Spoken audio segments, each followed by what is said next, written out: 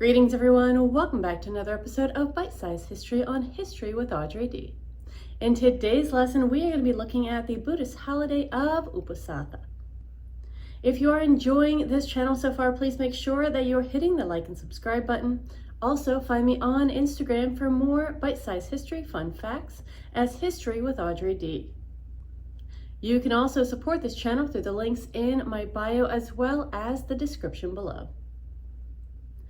Let's go ahead and get into our lesson on the Buddhist holiday of Uposatha. Uposatha is a Buddhist holiday that occurs 4 times every lunar month. Now, this occurs on the full moon, the new moon, and the 2 quarter moons. These days are significant for deepening spiritual practice and renewing commitment to the Buddhist teachings. The traditions of Uposatha dates back to the time of the Buddha and is observed by both monastic and lay Buddhists. This event also has some historical background that goes along with it. The Uposatha observance was established by the Buddha to provide regular opportunities for his followers to intensify their practice and reaffirm their dedication to the path of Dharma. It is based on ancient Indian lunar calendar practices that were adapted to fit the needs of the Buddhist community. Some practices and observances may include several different types of monastic practices. Some monastic observances include the recitation of the Patimokkha.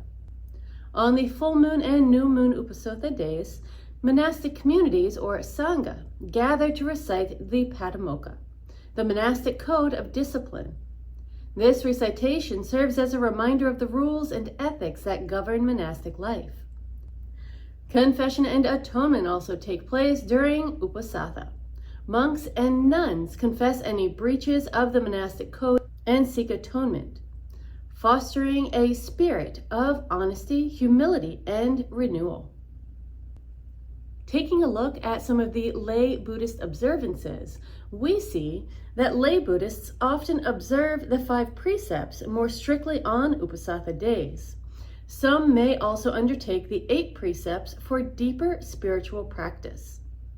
These 8 precepts include abstaining from killing, abstaining from stealing, abstaining from sexual misconducts, and for monks this would mean celibacy, abstaining from false speech, abstaining from intoxicants, abstaining from eating at improper times or afternoon, abstaining from entertainment and beautification, and abstaining from using luxurious beds and seats.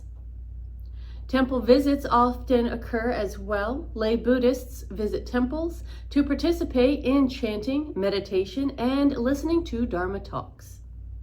Engaging in prolonged periods of meditation and chanting to cultivate mindfulness and concentration is also practiced by lay Buddhists, as well as acts of merit-making. Engaging in acts of generosity and kindness, such as offering food and necessities to monks, making donations, and participating in community service. Looking at the significance of Uposatha days, we see that new moon Uposatha is often a day that is focused on purification and renewal. It is a time for introspection and setting intentions for the coming fortnight. A full moon Uposatha is particularly significant and often includes the recitation of the Patimokkha for monastics. It is a day of heightened spiritual practice and communal activities. Quarter moon days, such as the first and last quarter moon Uposatha, serve as midpoints in the lunar cycle, offering additional opportunities for intensified practice and reflection. There are a number of regional variances that often go with Buddhist tradition as well. While the core practices of Uposatha are consistent across Buddhist traditions, there are some regional variations, such as Theravada Buddhism, which in countries like Thailand, Sri Lanka, Myanmar, Cambodia, and Laos, Uposatha days are marked by temple visits, observing precepts, and engaging in meditation retreats.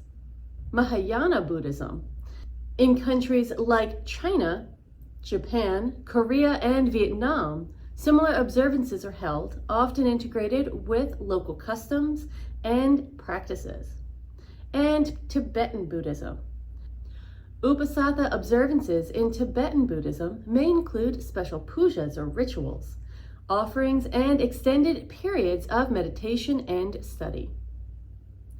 Overall, Uposatha days play a vital role in the spiritual lives of Buddhists, offering regular opportunities for intensified practice, ethical reflection, and communal harmony. By observing Uposatha, Buddhists renew their commitment to the teachings of the Buddha. They cultivate mindfulness and ethical conduct and strengthen their connection to the monastic community and fellow practitioners. These observances help to maintain the vitality and integrity of the Buddhist path, providing the structural framework for ongoing spiritual development. I hope you enjoyed this brief lesson on the Buddhist holiday of Uposatha. If you did, please make sure you're hitting that like and subscribe button. And as always, I encourage you to do further research to find out more about any faith or tradition that is discussed on this channel if you are still curious. You can further support this channel through the links in my bio as well as the description below, and follow me on Instagram as History with Audrey D as well. Thank you so much for watching, everyone. I will see you in our next lesson.